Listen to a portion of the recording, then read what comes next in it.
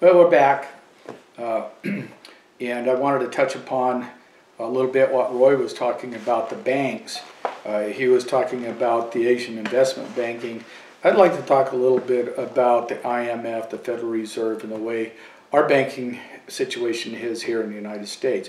In case nobody has noticed, 6 months after the last debt ceiling was increased, here we go again. And I want to commend Rand Paul. He attached a trailer to that bill that said, okay, yeah, we'll go ahead and allow you to raise the debt ceiling as long as we can audit the Fed. So, and I hope that happens. I hope that goes through. So, you know, it's hidden in plain sight, people. We keep raising this debt ceiling. Why do we keep having to raise this debt ceiling? Well, the number one cause is the compounding interest is killing us. Anytime that loans are made, and that's an abuse of the English language, but they're guaranteed by the American taxpayer. They print the currency or they put the computer entries in. The one thing they don't do is they don't print the interest.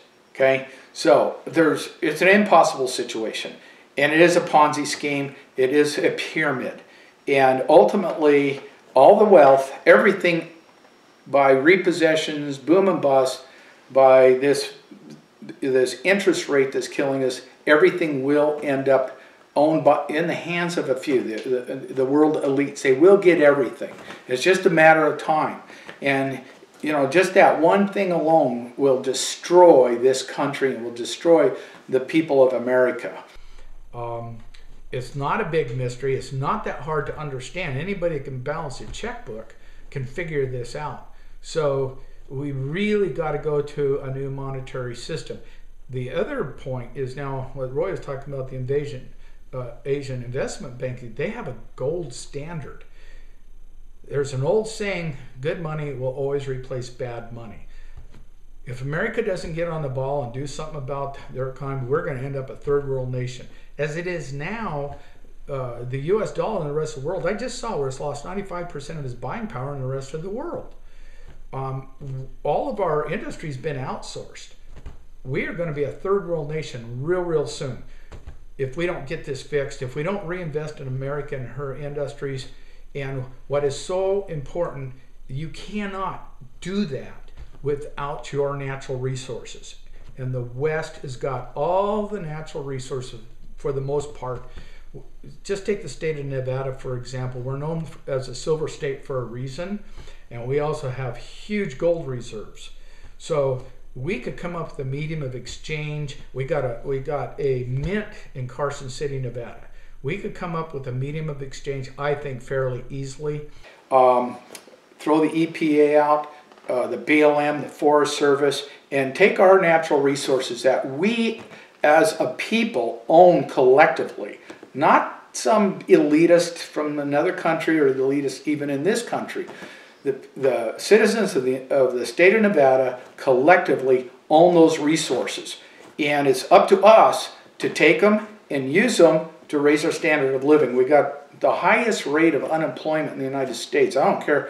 I mean, they fix the numbers. They cook the books all the time. The unemployment rate in the state of Nevada is insane. It's ridiculous. And law enforcement's always wondering why we got all this crime.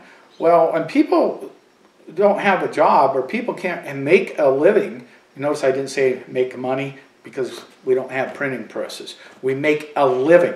And that's an important thing to understand. And when people can't make a living, they start doing crazy things. You know, we need to go out, we need to work every day, we need to use that energy and exercise and you know, put in a really good solid day, come home, sleep well. You know, if you're not doing those things, you're going to get bored. And other things, you know, there's an old saying that an idle mind is a devil's workshop. Well, we got a lot of idle minds in the state of Nevada, and of course the rest of the country too. So, if just from a law enforcement's perspective, let me try to change that perspective. If you help us get our resources back under our control and get these government agencies out of here that restrict our economy, we can put people back to work. And that's one reason I've never even been so concerned about the illegals, the illegal immigrants, the ones that are just looking for a higher standard of living or looking for a life.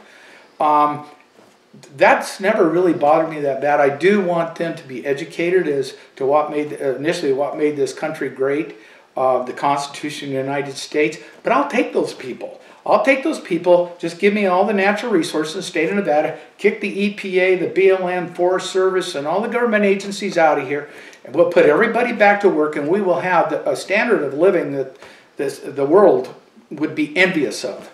So I think I kind of summed it up there, that portion of it. I got a couple of scriptures that I believe are really important at this particular time. Here last year, I think it was last year sometime, yeah it was, Roy brought out a really interesting point. And now here we got Northcom in the Jade Helm that's breathing down our neck. It's going to supposedly happen this summer. I think it can happen as early as this spring. So let me get the right one here. I got some markers in here and I turned to the wrong one. So, and this is in Joel. In the context of it, it is our time. And this is what the Lord said, "But I will remove far off from you the northern army, and will drive him into a land barren and desolate." Well, just think about that. The state of Nevada is a rich, well, all the western states are very, very rich in natural resources. And the Northcom, the Northern Army, which we feel is referring to here, they're coming here because they're in a barren land, a barren country when it comes, and they're representing people that are basically need these rich resources, rich land. So they're in a barren land, and here they come, and it's actually mentioned to us in the scriptures. The actual name Northern Army is used, and I think we talked about that in a video last year, and of course it's called Northcom. And Northcom and the Special Operations Command are made up of practically all hand-picked people from Iraq, Afghanistan, you know, the soldiers that went there. And I don't want to insult them, but the fact of the matter is that these people have been handpicked for their willingness to fight and harm American citizens in the name of the National Command Authority. And if it ever gets to that point, and hopefully we can circumvent that, but if it does get that point, and like Roy said, these are not good people. They're willing to inflict upon you atrocities. And if it gets to that point, we're going to have to be tougher than they are. So, okay, now we have in Isaiah chapter 59, 19 through 21 is the verses. I didn't mention the ones in Joel, sorry.